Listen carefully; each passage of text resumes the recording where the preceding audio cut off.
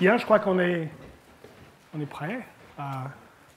On va pouvoir commencer. Alors, je vous rappelle que c'est en anglais, mais je vais parler en français, et ça c'est pour les besoins de la vidéo. Ça va être traduit en anglais sur le site web.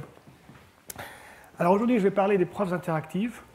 Bon, voici quelques références des ouvrages très bien sur la question. L'historique des preuves interactives provient essentiellement de la cryptographie dans les années 80-90 et aussi des travaux sur la vérification des programmes, la correction des programmes. Donc ça, c'est un petit peu l'historique. Aujourd'hui, je vais parler de deux choses essentiellement, les preuves à divulgation nulle et puis un peu de PCP aussi. C'est deux très grands sujets. On pourrait passer tout un semestre sur chacun. Donc, je vais essayer de faire le mieux de ce que je peux pour vous dire un petit peu une histoire de ce qui se passe. Mais peut-être qu'on va changer, ce qui va peut-être changer un peu, c'est que si vous avez des questions, surtout n'hésitez pas. J'aimerais faire ça un peu de façon interactive. Et je vais vous convaincre pourquoi c'est beaucoup mieux de faire ça de façon interactive. Alors, quelques rappels qui sans doute sont familiers de beaucoup d'entre vous. Donc la classe P, donc on considère des langages. Donc on a un alphabet, par exemple 0, 1, et un langage, L, c'est un ensemble de mots. Un mot, c'est une suite de symboles, 0, 1. Alors souvent, ces langages sont infinis. Et la question fondamentale, c'est de savoir, étant donné un mot X, on veut savoir s'il est dans le langage ou pas, oui ou non. Alors on écrit un algorithme qui va nous dire 1 ou 0. 1, c'est oui, X est dans L, et 0, non, il n'y est pas. Et la classe P, c'est donc l'ensemble des langages qu'on peut reconnaître en temps polynomial. Donc cet algorithme va tourner en temps qui est un polynôme de la longueur du mot. D'accord? C'est le concept fondamental. L'autre classe fondamentale, c'est NP, et c'est un peu différent. Il s'agit qu'un mot est dans le langage si et seulement si il existe un certificat, on va appeler ça une preuve, alors c'est Y. S'il existe Y, tel qu'un algorithme polynomial en X, dans la taille de X, dans la taille du mot, retourne 1, donc vous dit effectivement X est dans L, ou alors 0, le cas échéant. Et l'algorithme tourne en temps polynomial. C'est très important, ça. D'accord? Donc voilà, c'est P et NP, la plus grande question théorique en informatique, c'est de savoir si ces deux classes sont égales. Le consensus, c'est qu'elles ne le sont pas, mais personne n'a aucune idée. Et si vous prouvez ça, vous aurez $1 million de la fondation Clay. D'ailleurs, vous aurez peut-être $7 millions, parce que si P est égal à NP, sans doute, vous pouvez prouver les 6 autres théorèmes de la fondation assez facilement. Donc, les enjeux sont assez importants. On va appeler ça une preuve, et je vais expliquer pourquoi le mot preuve est le mot correct. Une autre façon de définir NP, enfin, je vais répéter la même chose, mais plus intuitive peut-être, c'est de la façon suivante. Si le mot est dans le langage, il existe une preuve que vous pouvez vérifier en temps polynomial. Et comme par exemple une preuve de mathématiques. S'il n'y est pas, il n'y a pas de preuve. D'accord?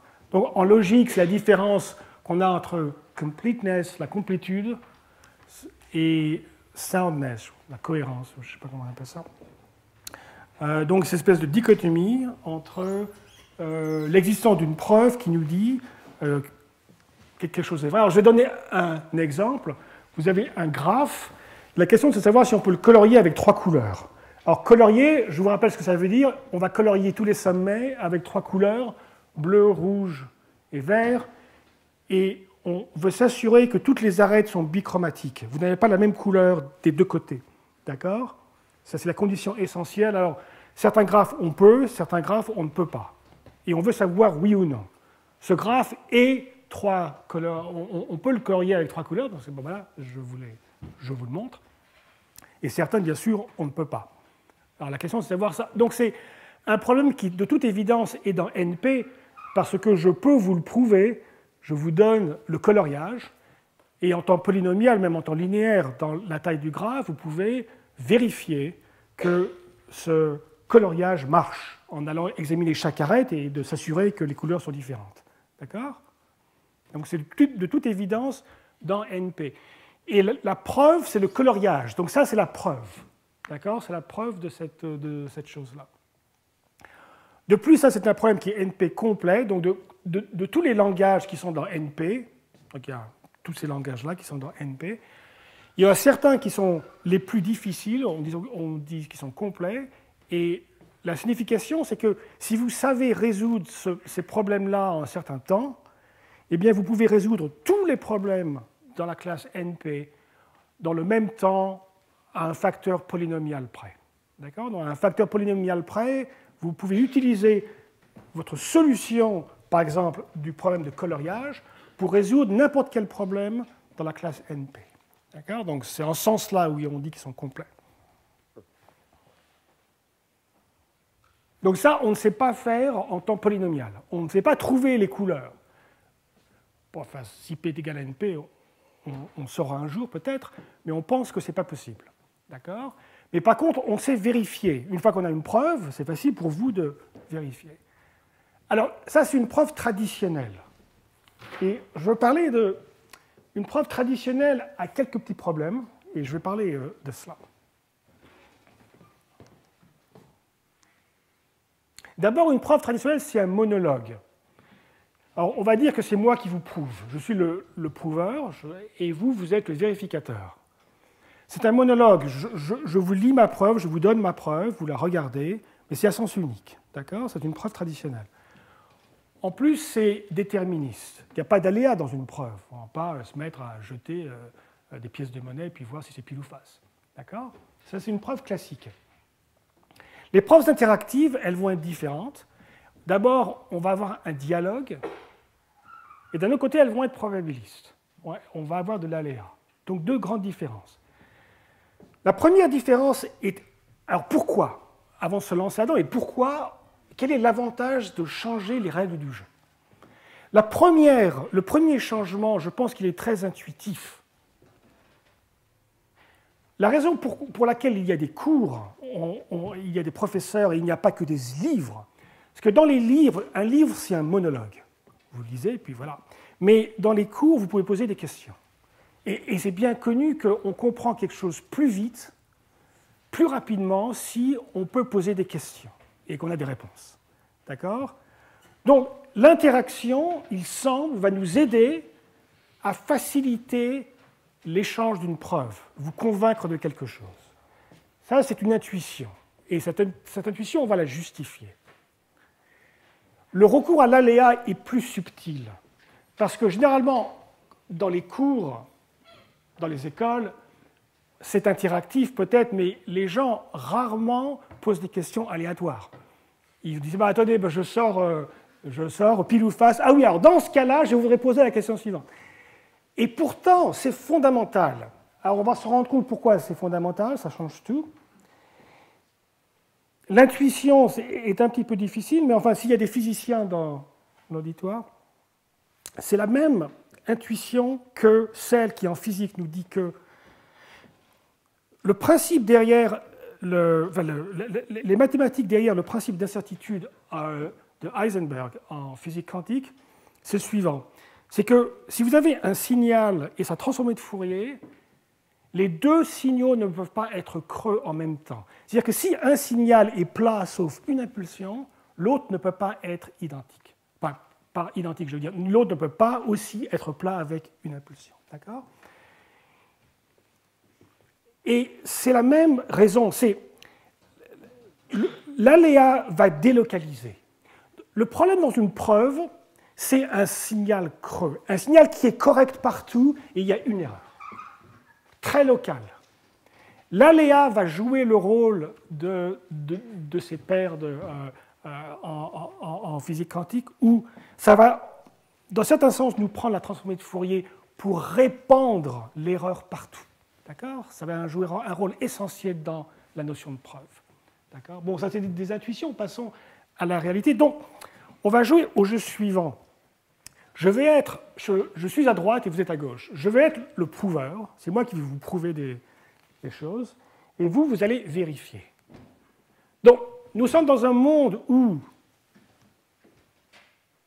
on va avoir un dialogue sous forme de questions-réponses.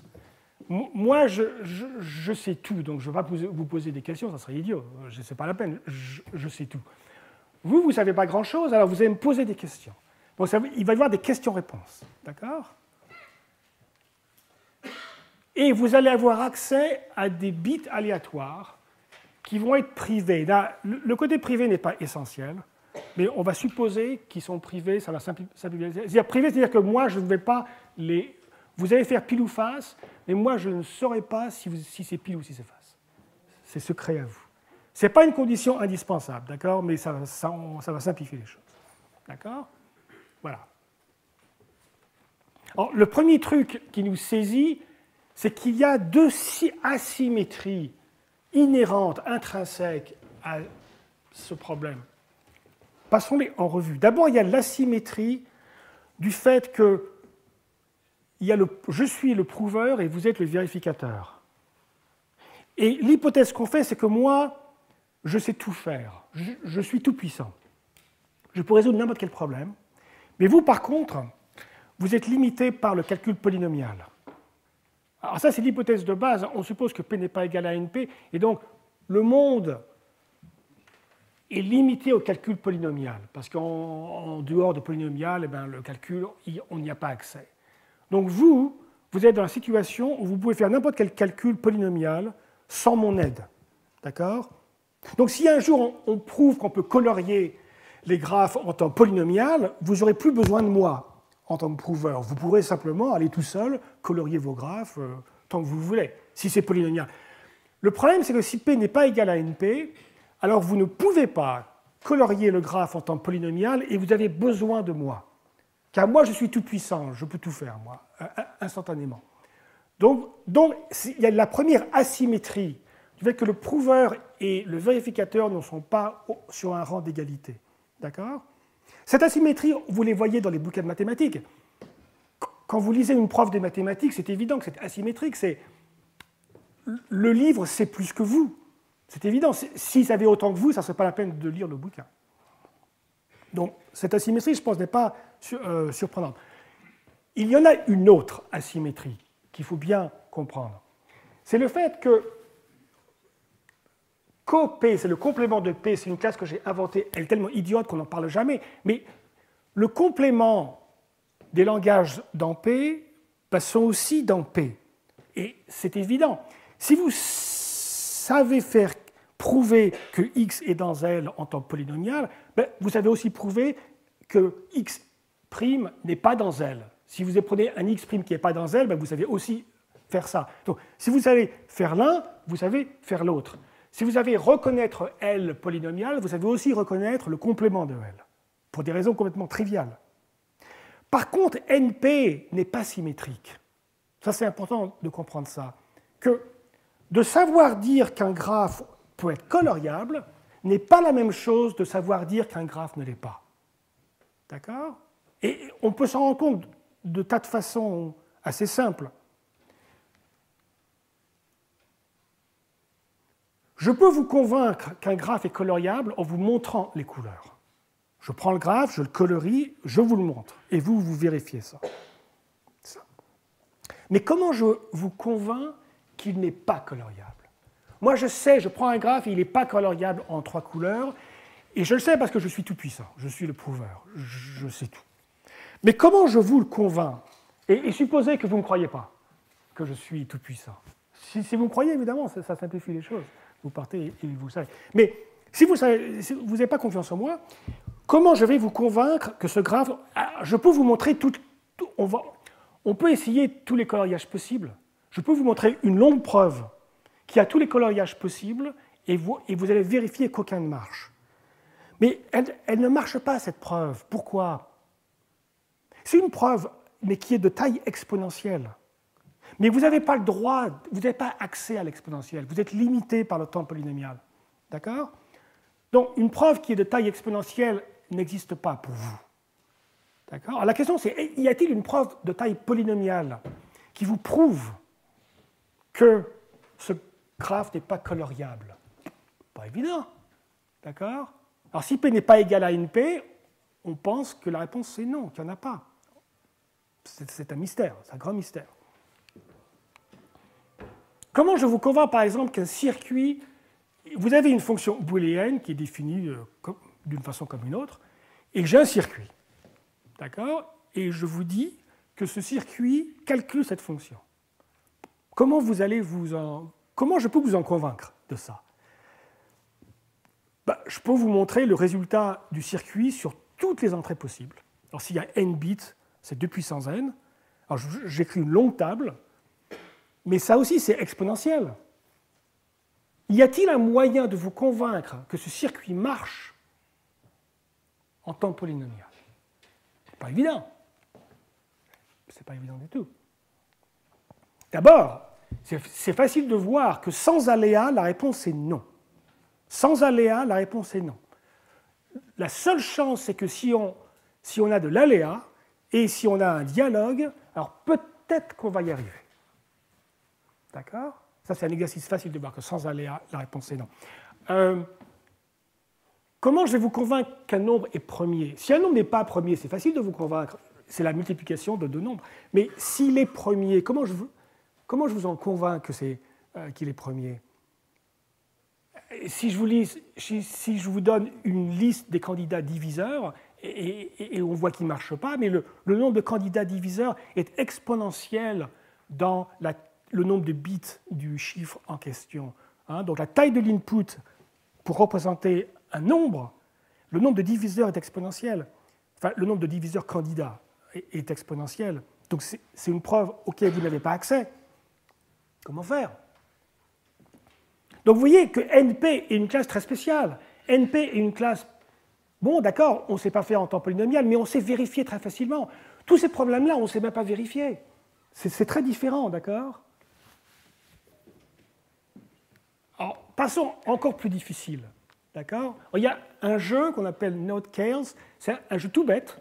Vous pouvez jouer à ça dans le train, dans un avion avec un ami, si vous n'avez rien de mieux à faire. Vous prenez un graphe, et le premier joueur prend un sommet, l'enlève et enlève toutes les arêtes qui sont autour.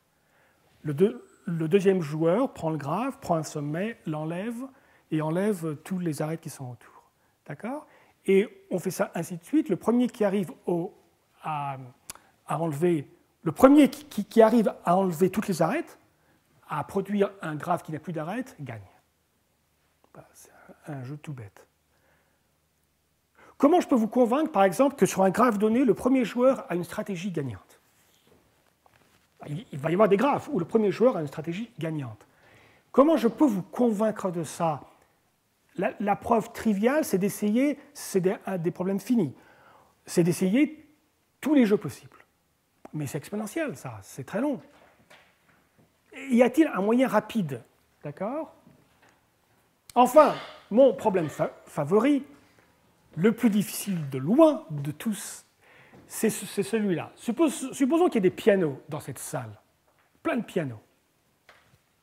Et la question c'est la suivante, peut-on les sortir de la salle? Oui ou non?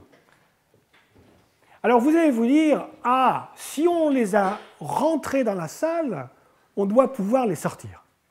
Non, car ce que vous ne savez pas, c'est que certains pianos ont été montés. Ils sont arrivés ici en pièces détachées, et on les a montés. Et vous n'avez pas le droit de les démonter pour les sortir. Donc la question c'est, est-ce qu'on peut les sortir sans les démonter? D'accord? Alors il y a un résultat très, très joli en géométrie algorithmique, un très joli sujet que je recommande fortement, qui dit qu'il y a des exemples, qui dit que c'est un problème très difficile. Il est p-space complet. Il y a des exemples de n pianos où la réponse est oui, on peut les sortir, mais le nombre de manipulations minimum pour les sortir est exponentiel. Donc on fait sortir un piano, on en sort un autre, on le re-rentre, on ressort, on fait des tas on bouge tout ça pendant très longtemps. Le nombre de mouvements est exponentiel dans le nombre de pianos. Et c'est le nombre minimum. Mais la réponse est oui. Donc ce n'est pas une preuve ça, parce que moi, je veux dire, si on peut, et voici pourquoi, voici les mouvements du piano. Prendre le piano 34, le bouger de 5 cm à droite et tout, bon, ça c'est une preuve. correct, mais vous avez accès qu'au temps polynomial. Donc pour vous, ce n'est pas une preuve. D'accord? Alors comment je peux faire pour vous convaincre? Alors un résultat fantastique de Hadi Shamir qui était ici il y a 2 semaines ou 3 semaines, c'est qu'en fait, il y a des preuves. Pour tous ces problèmes-là, je peux vous convaincre en temps polynomial que c'est vrai. D'accord?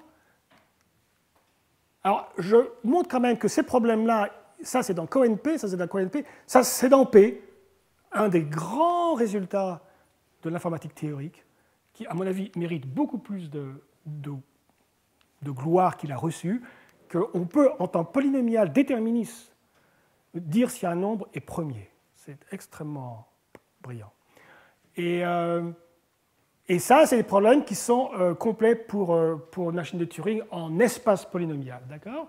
Donc, c'est des problèmes fortement exponentiels.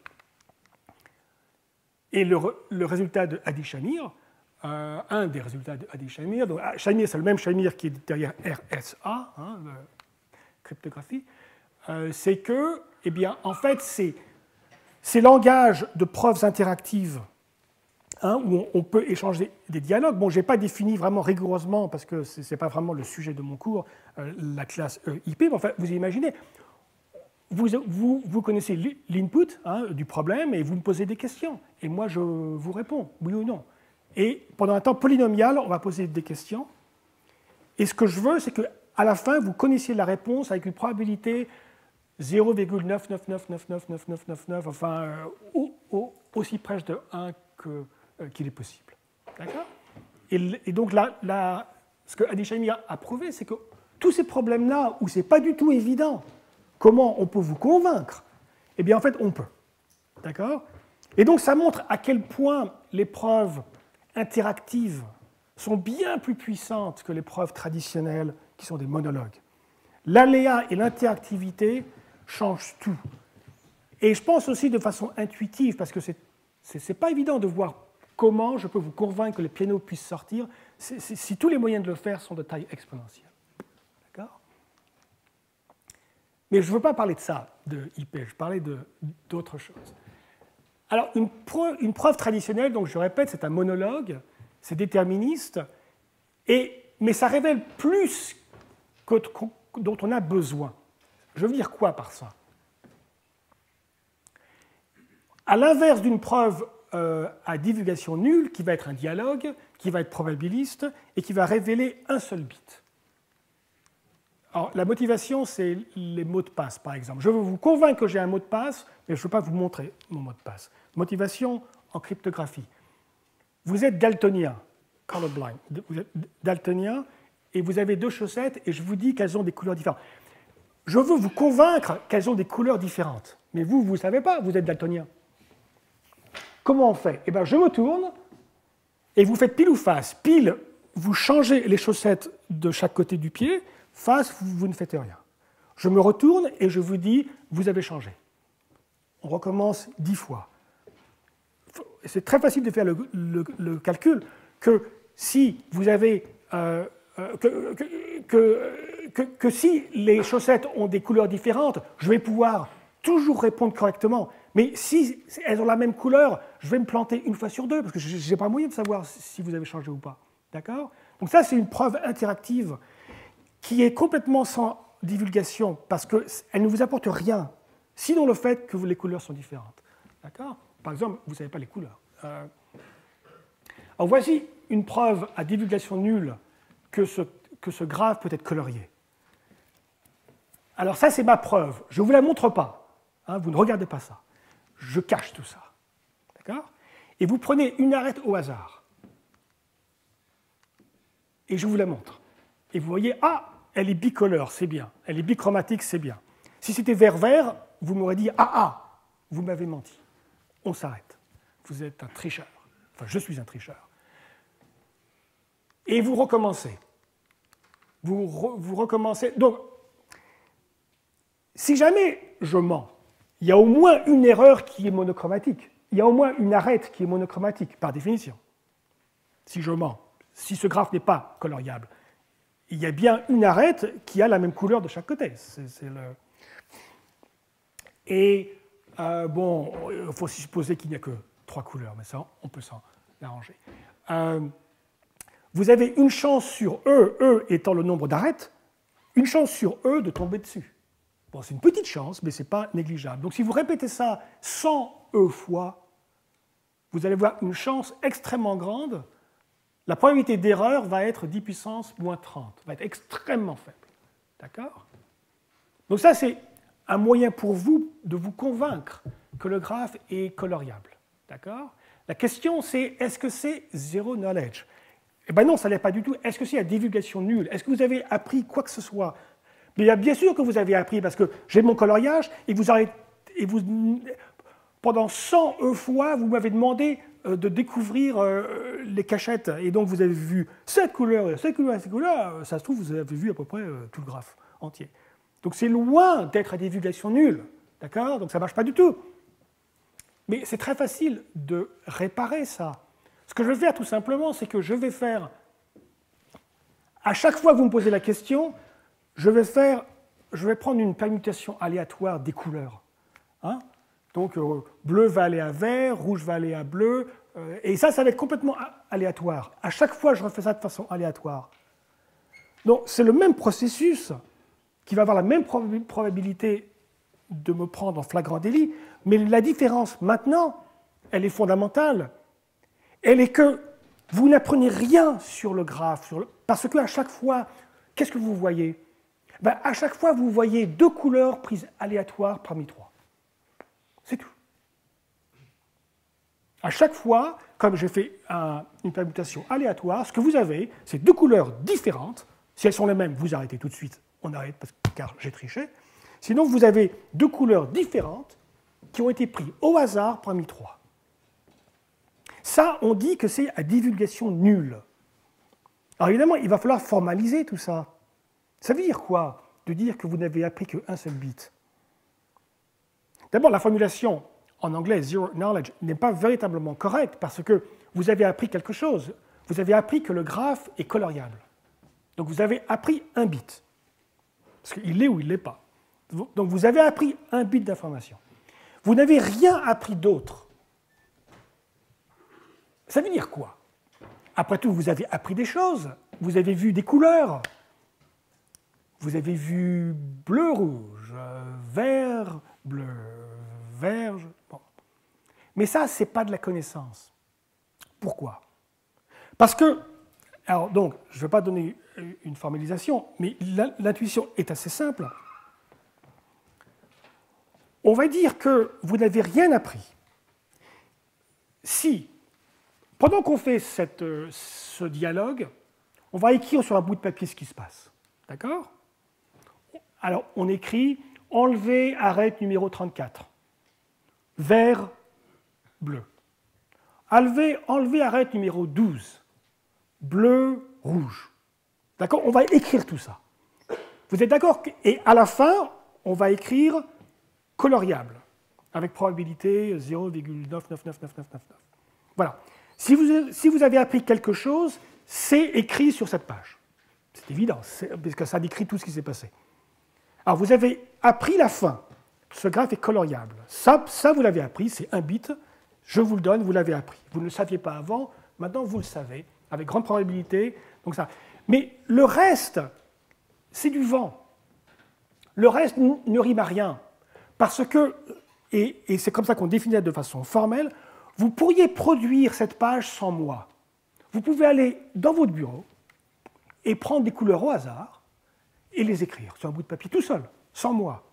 Et ce que vous aurez, c'est une série de paires de couleurs qui ont la même distribution statistique que ce que vous avez sur le bout de papier qu'on a fait ensemble. Et on va dire que si vous savez générer une distribution probabiliste sans moi, vous n'avez rien appris. Parce que vous pouvez le faire tout seul. D'accord? Donc, c'est une définition d'absence de connaissance au niveau statistique, au niveau probabiliste. D'accord?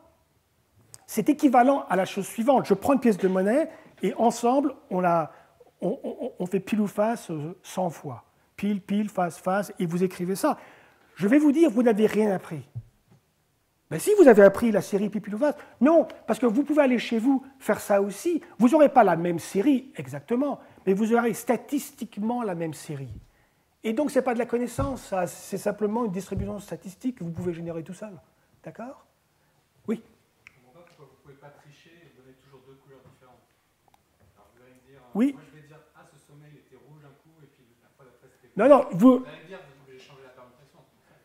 Non, non, non. Si à un moment, moi, d'accord? Si à un moment donné, moi, je mets rouge-rouge, d'accord?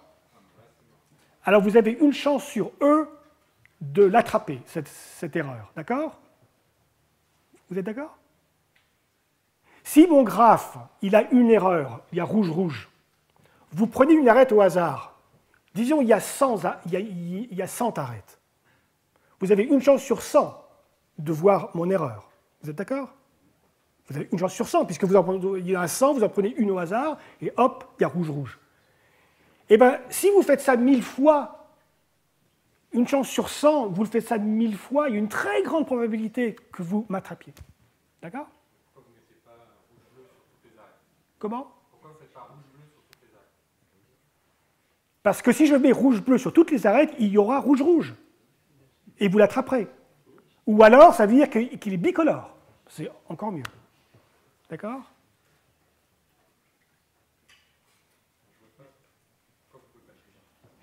Si le graphe, il a des triangles, d'accord?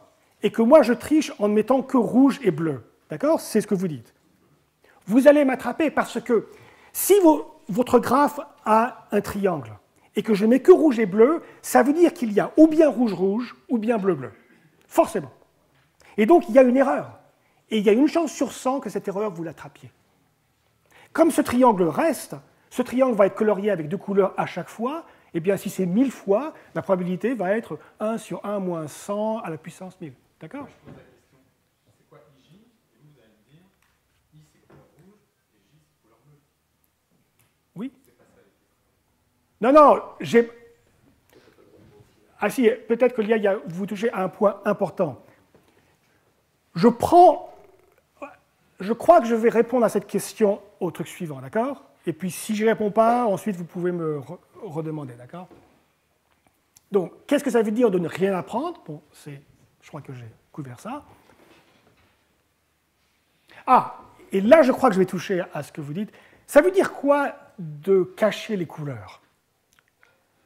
Parce que si j'ai cru comprendre la question, je ne suis pas sûr, c'est est-ce que je ne peux pas tricher, en fait? Cacher les couleurs, ça veut dire la chose suivante. Ça veut dire, je prends le graphe, je le colorie, et je mets chaque sommet dans une enveloppe que je lèche et que je ferme. Il y a un seau, d'accord? Je prends ce graphe et je vous le donne à vous, d'accord? Je vous le donne. Je n'y ai plus accès. Et quand vous dites IJ au hasard, c'est vous qui allez enlever le saut à I, c'est vous qui allez enlever le saut à J. Je ne peux plus tricher, moi, car c'est vous qui l'avez. D'accord? Et donc, si j'ai fait une erreur, vous l'attraperez. C'est trop tard pour moi pour tricher, d'accord? Et la question, mais c'est bien joli, mais comment on fait ça électroniquement? On ne va pas lécher, on ne va pas mettre des sauts dans des enveloppes. Comment on fait ça électroniquement? Eh bien, on fait ça avec des fonctions à sens unique.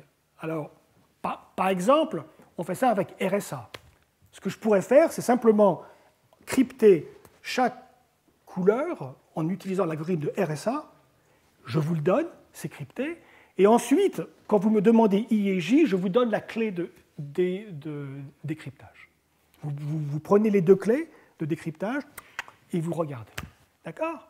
Il y a d'autres moyens. D'accord? Et là, on a fait ça pour le coloriage. Mais comme le coloriage, c'est NP complet, on peut montrer que si on s'est caché de façon secrète comme ça, alors on peut faire ce genre de jeu pour toute la classe NP. D'accord? Donc toute la classe NP a des preuves à divulgation nulle. Et l'hypothèse de travail, c'est qu'on puisse cacher, sans tricher. Et ça nécessite l'existence de fonctions à sens unique. J'en ai parlé un petit peu la dernière fois, je crois. Fonction à sens unique, c'est une fonction où c'est facile de calculer f de x, mais par contre de trouver la préimage d'un y, et ne peut pas être fait en temps exponentiel avec une probabilité meilleure que de faire au hasard. D'accord? Donc, ne rentrons pas dans les détails. L'existence de fonctions à sens unique est ouverte. On ne sait pas si elles existent. RSA n'a pas de preuve que ce soit... ça se trouve, RSA peut être cassé en temps polynomial. On ne sait pas. D'accord? Si moi, je devais parier de l'argent, je parierais que RSA n'est pas sûr. Que RSA, sans doute, peut être cassé en temps polynomial. Ça, ça serait de la folie de mettre de l'argent, à mon avis, sur l'autre hypothèse. Mais ça n'empêche qu'il y a sûrement d'autres systèmes qu'on ne connaît pas encore qui sont sûrs et qui ont des fonctions à sens unique. D'accord? Ça, c'est un des grands problèmes de la cryptographie. Bon, je vais... Alors, PCP, c'est très différent. Enfin, si, ça ressemble quand même... il y a quand même un air de famille, mais la motivation est très différente. D'accord? PCP, c'est... La motivation, c'est la suivante. Vous êtes sur le cloud computing, le nuage, et vous avez un long calcul très compliqué que vous voulez faire, mais c'est tellement gros, tellement grand, il y a tellement de données, vous ne pouvez pas le faire vous-même sur votre laptop. Donc vous avez payé un contrat pour qu'on le fasse, que Yahoo, Amazon le fasse sur tous leurs serveurs. Et ils vous donnent la réponse. Et la réponse, c'est oui. Je ne sais pas si vous avez posé une question et la réponse, c'est oui ou non. Et la réponse qu'on vous donne, c'est oui. Vous aimeriez avoir une assurance que c'est la réalité, que ce n'est pas une erreur. Alors, PCP, c'est ça. Est-ce qu'il y a un moyen très rapide de vous convaincre que ce grand calcul très compliqué a été correct? Ce qui était à ma leçon inaugurale, j'utilisais l'exemple qui n'est pas un exemple figuré, c'est un exemple littéral de l'hypothèse de Riemann. Si j'ai une preuve de l'hypothèse de Riemann, est-ce que je peux vous convaincre que j'ai cette preuve-là, et donc que l'hypothèse est vraie, en 10 secondes, en procédant de la façon suivante, vous piochez dans ma preuve 5-6 fois, vous prenez 5-6 lettres, vous les regardez, et sur la base de ça, et que de ça, vous concluez que j'ai raison, que j'ai tort. Est-ce que ça peut marcher? Et la réponse, c'est oui, ça peut marcher, et tout ça, c'est PCP. Donc, la motivation est très différente. Dans la connaissance nulle, à divulgation nulle, c'est moi qui résiste, c'est moi le prouvé. Vous voulez avoir la vérité, vous voulez savoir s'il est coloriable. C'est moi qui résiste. Je résiste à vos questions, je ne veux pas vous montrer les couleurs. Je veux vous donner le moins possible, de façon que vous connaissiez, je veux quand même que vous soyez convaincus que le graphe est coloriable, mais je vais vous en donner le moins possible. Je ne veux pas que vous appreniez quoi que chose d'autre. Ça, c'est la zero knowledge. Par contre, PCP, c'est l'inverse. PCP, c'est le contraire. C'est moi, le prouveur, qui essaie de vous convaincre. Mais c'est vous qui avez d'autres choses à faire. Ça vous emmerde, tout ça. Non, je n'aurais pas dû dire ça. Vous pouvez enlever de censure. Vous avez des choses beaucoup plus intéressantes à faire. Et donc... je vous supplie de m'écouter 10 secondes de votre temps pour vous convaincre que je sais prouver un truc dingue, hein, un truc sensationnel. Donc les tables sont complètement tournées, d'accord, hein, c'est moi maintenant qui essaie. Je suis prêt à tout vous donner, je ne cache rien. Hein, maintenant, vous voulez toute ma preuve, la voilà. Ça, d'accord, c'est vous qui faites de la résistance. Alors, répétons, la définition de NP, je vais définir PCP. La définition de NP, donc, c'est un langage, ou si un mot est dans le langage, eh bien, il existe une preuve qu'on peut vérifier en temps polynomial. Et sinon, il n'y a pas de preuve. Ça, c'est NP. D'accord? PCP est assez similaire. Alors, PCP de log n1, on verra le log n1 plus tard, c'est un ensemble de langages. La condition de completeness, c'est que si le mot est dans le langage, eh bien, il existe une preuve qu'on peut vérifier en regardant un nombre constant de termes. Donc, par exemple, supposons que ma preuve de l'hypothèse de Riemann est correcte. Ça veut dire que donc j'ai une preuve que vous pouvez vérifier avec, en regardant un nombre constant, 5 ou 6 ou je ne sais pas quoi, de bits dans la preuve. Et, alors bon, vous verrez, ça paraît un peu curieux, mais alors pour faire ça, vous utiliserez des bits aléatoires, pas plus que log n, et la probabilité sera 1. Donc, si ma preuve est correcte, vous l'accepterez toujours. Et vous aurez raison de l'accepter, car elle est correcte. D'accord? Probabilité 1. Par contre, si ma preuve est fausse, alors vous la rejetez avec probabilité au moins 1,5. Alors, 1,5, ça va vous paraître pas génial, mais si, c'est génial, parce que vous pouvez répéter cette expérience 10 fois, et vous en êtes à 1 sur 1000, 1 sur 1024. Vous pouvez la répéter 100 fois, parce que vous comprenez que vous amplifiez cette probabilité de succès si vous répétez. D'accord?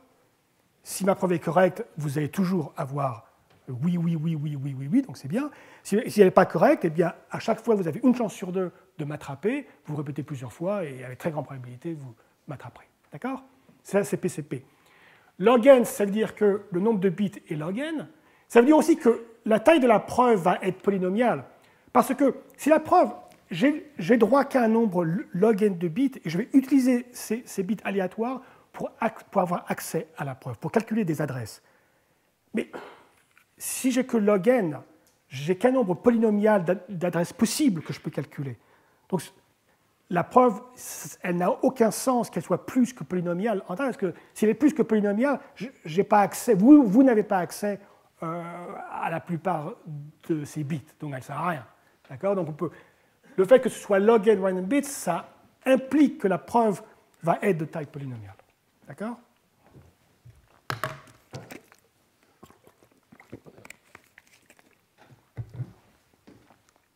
Et donc le grand résultat, c'est que NP est égal à PCP de log n 1.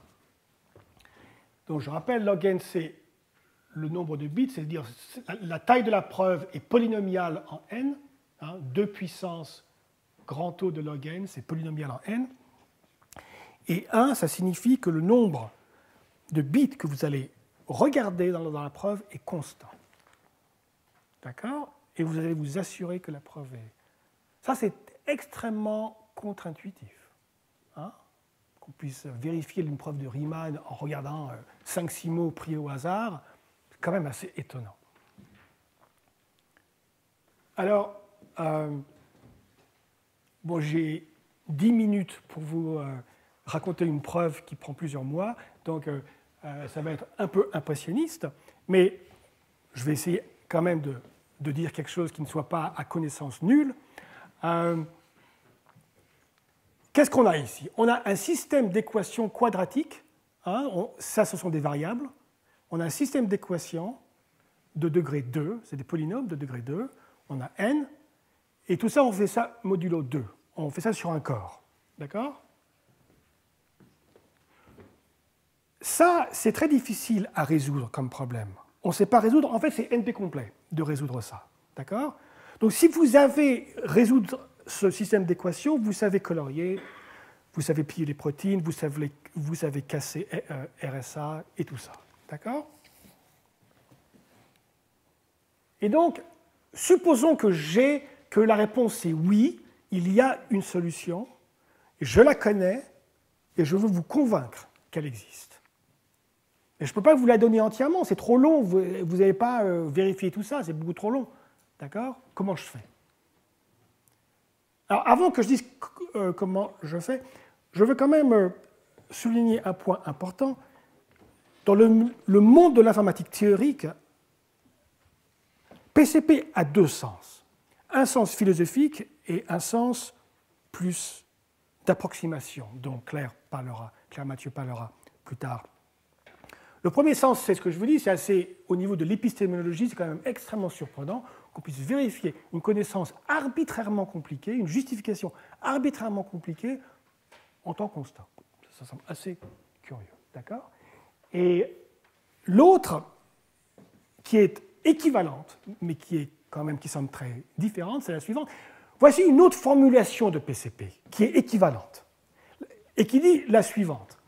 Si vous avez un système d'équations comme ça, vous pouvez écrire un compilateur qui, en temps polynomial, va traduire ce système en un système équivalent.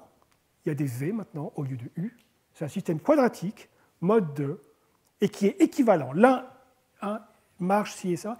Sauf que ici, toutes les équations sont ou bien satisfaites, ou bien il y a une réponse, ou bien vous pouvez satisfaire au plus une fraction fixe. Ça évoque le problème suivant. Vous avez un système d'équations. Ou bien il est résoluble, auquel cas il y a une solution qui marche et toutes les équations marchent, ou bien il y a des problèmes. Question. Il y a des problèmes à cause d'une équation, deux ou tous, ou la moitié.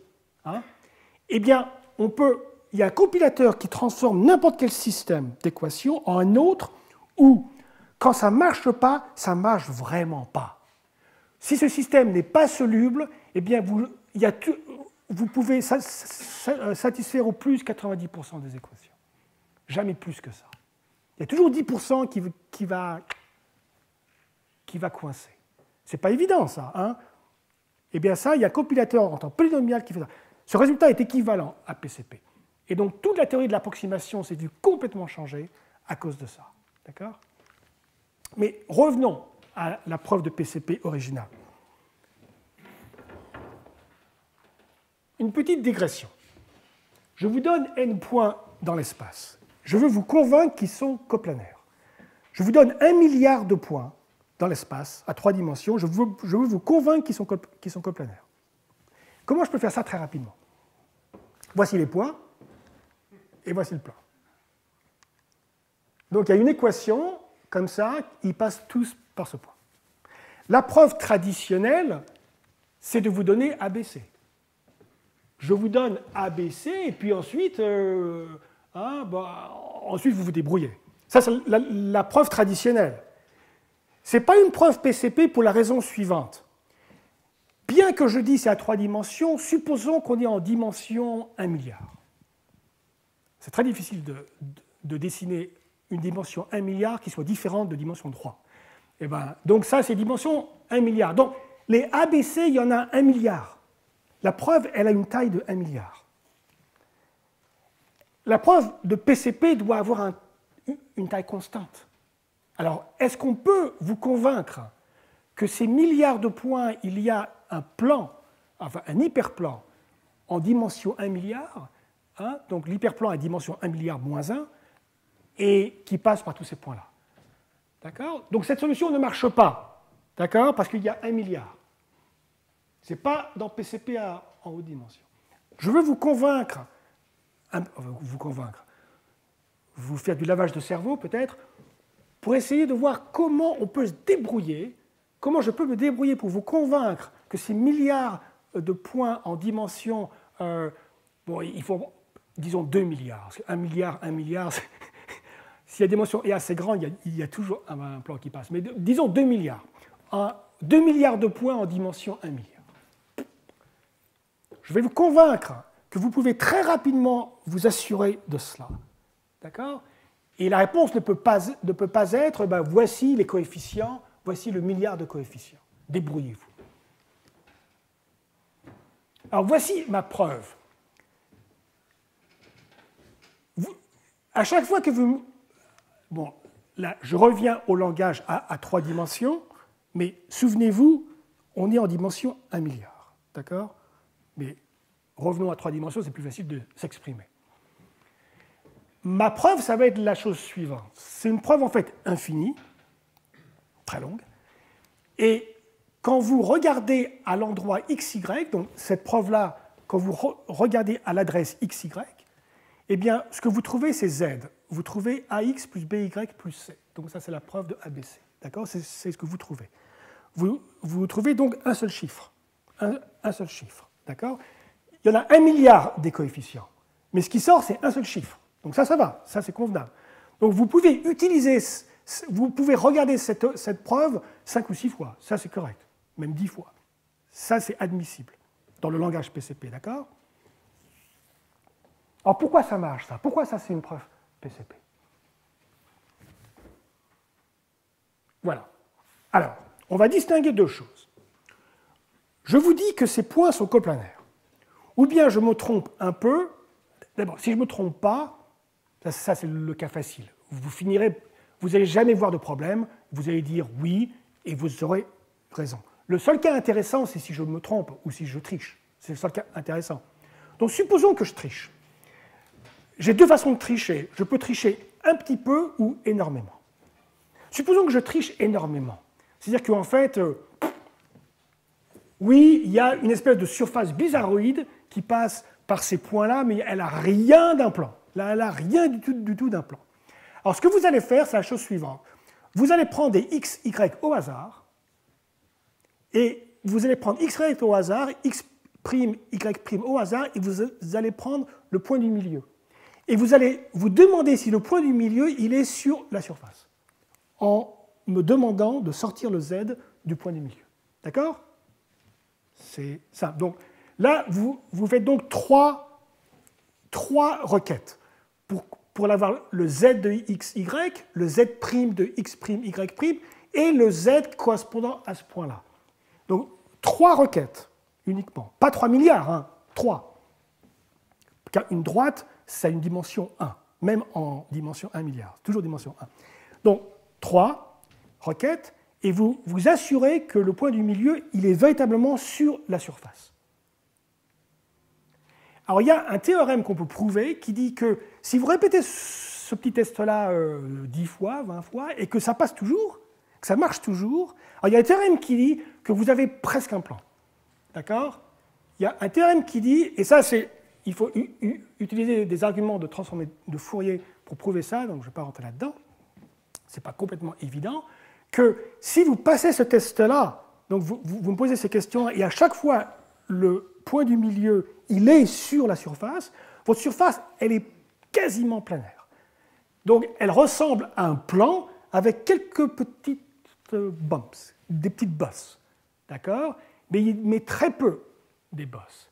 Hein? Formellement, on dit qu'on peut transformer cette surface en un plan idéal, en un plan parfait, en modifiant qu'une fraction 1% de ce que vous avez, de la surface. D'accord? On peut formaliser tout ça. En fait, je crois que l'intuition est assez simple. Vous avez une surface tout à fait ondulée. Si vous prenez des segments au hasard et vous prenez le point du milieu, eh ben, ça serait miraculeux qu'à chaque fois, le point du milieu il soit sur la surface. Ce qui est la caractéristique d'un plan. Si c'est ondulé, à un moment, ça va rater. Si ça ne rate pas, si vous faites ça 100 fois de suite, et qu'à chaque fois, le point du milieu il est strictement sur la surface, c'est-à-dire que votre surface, elle est quasiment planaire. Sauf des petits machins qui peut-être vous avez ratés. Donc, vous avez ça. Ça ne veut pas dire que la preuve est correcte. Hein. Une preuve correcte doit être entièrement planaire. Là, elle ne l'est pas. Alors, une surface qui est presque planaire, mais qui ne l'est pas, on peut la considérer comme étant parfaitement planaire. Ça, c'est la deuxième étape très importante. On peut supposer que c'est un véritable plan. Pourquoi? Eh bien, il y a un moyen d'éliminer toutes ces bosses. D'accord? Comment? Si vous voulez savoir où se trouve, vous voulez évaluer votre fonction sur ce plan, d'accord? Et vous ne savez pas où ça va tomber. Ça va peut-être tomber sur une bosse. Vous voulez évaluer ça et peut-être que ça tombe sur une bosse, d'accord? Ce que vous faites, c'est que vous faites une interpolation le long du... Vous prenez une ligne aléatoire en prenant 2 points aléatoires. Les 2 points aléatoires ont une forte chance de tomber sur la partie planaire de votre surface. 2 points aléatoires. Votre surface est quasiment partout planaire, sauf à quelques endroits. Vous prenez 2 points au hasard, il y a une grande chance que les deux soient sur la surface planaire. Et donc, si vous assurez que cette droite passe par le point que vous voulez évaluer, au lieu d'évaluer le point ici, vous allez prendre un point aléatoire le long de ce segment. Et avec grande probabilité, ce point-là va être dans la partie planaire du graphe. Ça vous permet ensuite, par interpolation, d'avoir la valeur, pas celle-là, mais celle qui serait juste en bas sur la partie planaire. C'est une correction de code. En fait, c'est ce qu'on appelle des codes localement décodables. On fait du décodage de code, d'erreurs, ici, de façon locale. D'accord? Donc ça nous permet ensuite de supposer, pour toujours, qu'en fait, on a un plan parfaitement planaire. Alors que peut-être qu'il ne l'est pas. mais en faisant des coups d'interpolation aléatoires, on va en fait se mettre dans le cas de figure où il est absolument planaire. On peut prétendre qu'il est planaire. Maintenant, la seule question, c'est est-ce que ce plan passe par tous les points? C'est bien joli d'avoir un plan, mais est-ce qu'il passe par tous les points? Et des points, il y en a des milliards.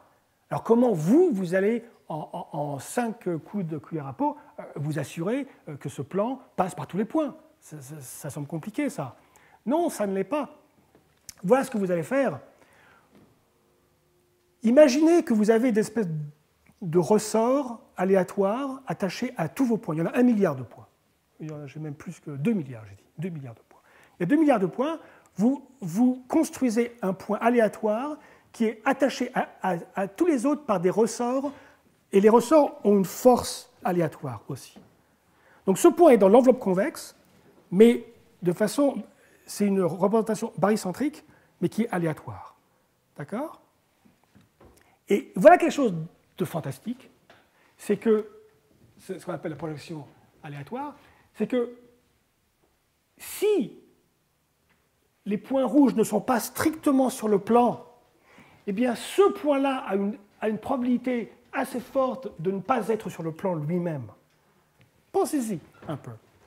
Vous avez 1 milliard de points et vous prenez un truc barycentrique au milieu, une espèce de ressort. Si vos points sont planaires, sont sur un plan, ben bien sûr, le milieu du ressort, enfin ce point bleu va être sur le plan. Ça, c'est clair.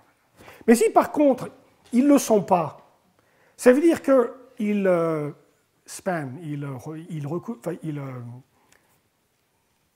ils engendrent un espace de dimension totale, de dimension complète.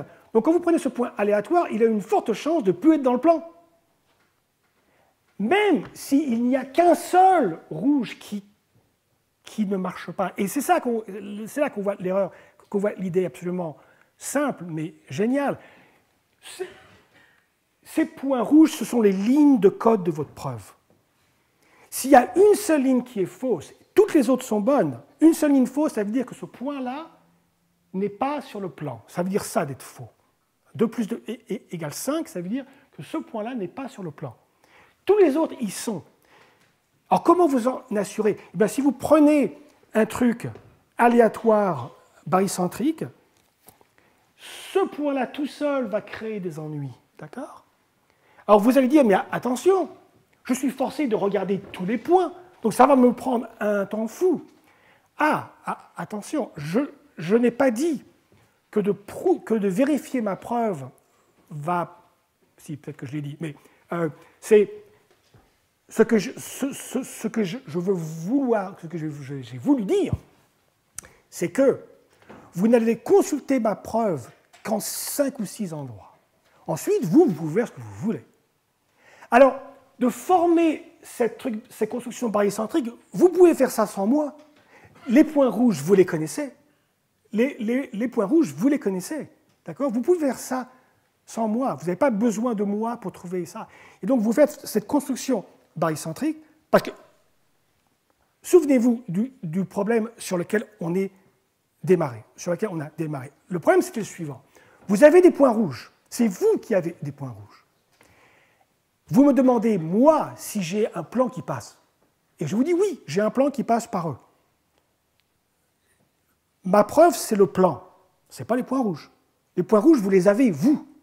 Donc, cette construction barycentrique, vous pouvez la faire sans moi. C'est uniquement quand vous allez poser la question, mais est-ce que ce point bleu est sur le plan, que vous me demandez. Vous allez voir ma preuve pour voir si ce point bleu est sur le plan. Et vous allez voir, oui, il l'est. Voilà, une requête. Vous allez répéter 10 ou 20 fois si ça vous fait plaisir pour assurer ça. D'accord? Et donc, l'idée là, c'est que vous faites ce calcul-là, mais c'est quand même un calcul polynomial de votre part, parce que c'est... reprenons... Oui, je reviendrai à ça, j'ai encore quelques minutes, donc je reviendrai à ça, mais je veux finir ça. Quel est le rapport entre ce système d'équations et ce plan qui passe par des points et tout? Eh bien, ce système d'équations comme ça, on peut le réécrire. On peut une construction tensorielle assez élémentaire en algèbre, où on va introduire des variables v qui vont être simplement le produit tensoriel entre ces vecteurs. Donc on va V1, V2, V3, donc on va écrire ça comme un système linéaire. C'est un système linéaire, et les V, c'est un produit tensoriel de vecteurs. D'accord? Donc ça, c'est l'aspect quadratique. Mais ça, c'est une question, on peut réécrire ça comme ça, et ça, la question, c'est, on a des points, et la preuve, c'est ça. Y a-t-il un plan qui passe par ces points-là? Et moi, c'est ça, ce que j'ai, c'est la preuve. Bon, il faut aussi se préoccuper de ça, et je ne dis pas que c'est trivial, c'est pour ça que la preuve PCB n'est pas si simple que ça, il y a aussi l'aspect non linéaire. Donc, en fait, ça ne va pas être un plan, ça va être une surface, une variété algébrique, en fait, d'accord, de degré faible. Mais bon, sans rentrer dans ces détails-là. Donc, on en arrive ici au fait que cette preuve-là, j'ai dit qu'elle était infinie, parce qu'on est sur les réels, et donc il va falloir pouvoir répondre à toute question x, y, z égale ax plus by, ça, pour tout x, y, donc la preuve est infinie. Mais si on fait ça sur un corps fini, ça rend la preuve finie. Et on voit facilement que ça rend la preuve de taille exponentielle. Donc c'est une preuve de taille exponentielle, mais où il vous suffit de la consulter en un nombre constant d'endroits, mais comme elle est de taille exponentielle, vous avez besoin de nombres aléatoires de plus que log n. Vous avez besoin d'un nombre polynomial simplement pour avoir accédé aux adresses. Les adresses d'une preuve exponentielle sont polynomiales, de taille polynomiale. Donc la question ensuite, c'est de savoir comment on réduit ce poly-n, ce polynôme en n, en log n. Alors, la façon, c'est de changer. Là, on est dans un corps, un petit corps, de caractéristiques. Ici, de caractéristique 2, bon, mais on va faire ça dans des corps plus élevés. Donc, ça, c'est ce qu'on fait en théorie des correcteurs de code. On peut prendre des codes BCH, des codes linéaires assez classiques, où on s'amuse avec ce genre de choses pour changer la caractéristique du corps, et on arrive à un truc où là c'est un peu l'inverse, le nombre d'endroits de requêtes devient polylog, mais par contre là on a une taille polynomiale. Et ensuite on met les deux trucs ensemble pour produire le résultat final. Cette dernière étape est la plus jolie à mon avis, parce que c'est là que l'informatique vraiment se détache des mathématiques classiques. Pourquoi? Tout ça, un peu, on peut dire, c'est des constructions de théorie des codes relativement classiques. Mais là, ce n'est pas du tout, parce qu'on utilise ce qu'on appelle l'autoréductibilité, où on regarde la façon dont on fait tous ces codes et tout, et on réinterprète la preuve PCP elle-même, ce que je vous ai raconté, comme une preuve qu'elle-même, on va réécrire en PCP de façon récursive. Ça, c'est un truc quand même qu'on fait rarement en mathématiques, où on prend la preuve d'un théorème, on prend la preuve elle-même, et on l'interprète comme un autre théorème qu'on va prouver encore. Ça c'est bon, je ne peux pas vous donner les détails ici, mais c'est une étape profondément informatique, ou peut-être en logique aussi, on trouve ça, mais sûrement pas en algèbre. Et oui, donc, je voulais quand même, bon, c'est le théorème final, donc j'arrive à la fin, mais je voulais quand même conclure peut-être en revenant disons, là-dessus.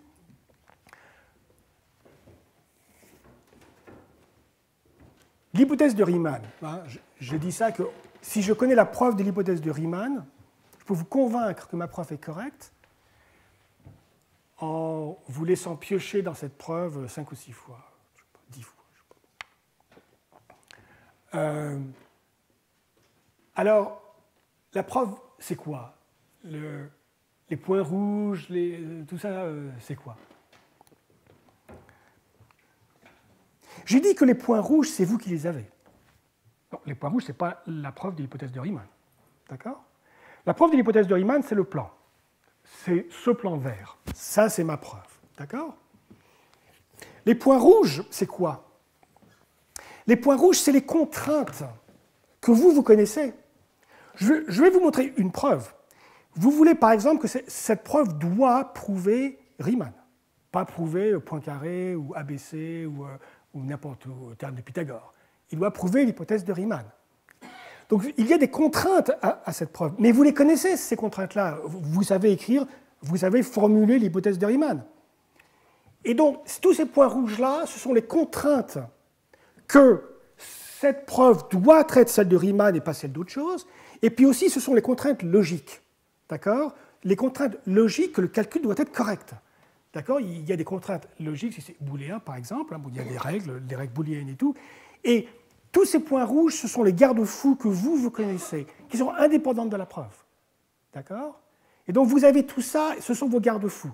Et vous savez que si la preuve de Riemann, si j'ai une preuve de Riemann qui est vraie, si et seulement si, il y a un plan qui passe par tout ça. Le seul point qui est laissé en suspens, c'est la taille de la preuve. Je dois vous donner la taille de la preuve. Je dois vous dire, ma preuve fait 3 milliards de lignes de code. D'accord? Vous avez besoin d'avoir cette information-là, parce qu'ensuite, c'est ce qui vous permet de choisir ces points rouges. Parce que vous devez préparer... Les points rouges, grosso modo, et l'intuition, c'est la suivante, et ça sera la fin de mon exposé. Supposons que la preuve, elle soit entièrement automatisée, en utilisant, par exemple, les travaux de Gontier et tout ça. Donc, on a une preuve complètement automatique. Ça veut dire quoi, une preuve automatique? C'est-à-dire qu'il y a un ordinateur qui, à un moment donné, on presse le bouton, crac, et l'ordinateur, il fait des trucs. D'accord? Et puis il dit oui. Il n'y a pas de doute.